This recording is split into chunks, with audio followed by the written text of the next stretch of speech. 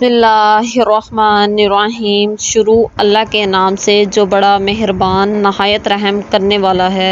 Welcome back to my YouTube channel اسلام کی دنیا ود رباب۔ جی ناظرین، تو میری آج کی ویڈیو قربانی کے جانور کے بارے میں ہے کہ قربانی کا جانور کیسا ہونا چاہیے۔ ویڈیو سٹارٹ کرنے سے پہلے آپ سب سے ریکویسٹ ہے کہ پلیز ہمارے چینل کو سبسکرائب کر لیں تاکہ آنے والی ہر نیو ویڈیو جلدی سے آپ تک پہنچ جائے۔ جزاک اللہ۔ اور اس چھوٹی سی ویڈیو کو لاسٹ تک ضرور دیکھیے گا، سکپ مت کیجیے گا۔ روایت ہے کہ رسول صلی اللہ علیہ وآلہ وسلم نے ہمیں ایسے جانور کی قربانی سے منع فرمایا جو جانور اندھا ہو یا اس کی ٹانگ کٹی ہوئی ہو یا اس کے سینگ ٹوٹے ہوئے ہوں، اور یا وہ جانور بیمار ہو یا اس کا کان کٹا ہوا ہو۔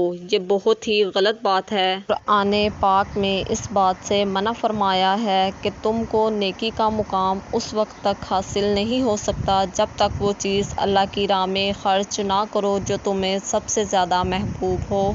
بقرہ عید کے دن کوئی ایسی نیکی نہیں جو اللہ کی بارگاہ میں خون بہانے سے بہتر ہو، اور قربانی کے لیے تر و تازہ قربانی کرو، تر و تازہ جانور کرو۔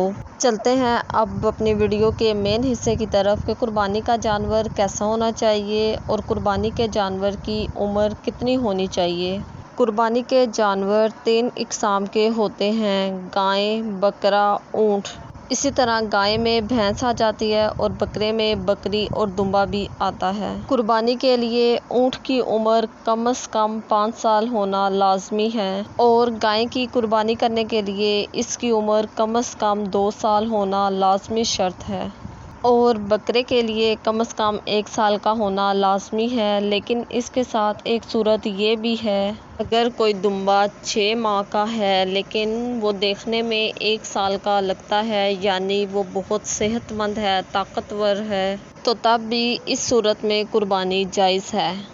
بس شرط یہ ہے کہ وہ دمبا موٹا، تازہ اور دیکھنے میں 1 سال کا لگے۔ حضور صلی اللہ علیہ وآلہ وسلم نے فرمایا کہ تر و تازہ قربانیاں کرو تاکہ پرصراط پر یہ تمہاری سواریاں ہوں گی۔ ہر قربانی کرنے والے کے پاس یہ ویڈیو لازمی جانی چاہیے تاکہ اسے پتہ ہو کہ جب اس نے کوئی قربانی کرنی ہے آنے والے دنوں میں تو پھر اس نے کس طرح کا جانور اور کتنے سال کا ہونا چاہیے، اس کی عمر کی حد اس کو پتہ ہونی چاہیے۔ جزاک اللہ، شکریہ۔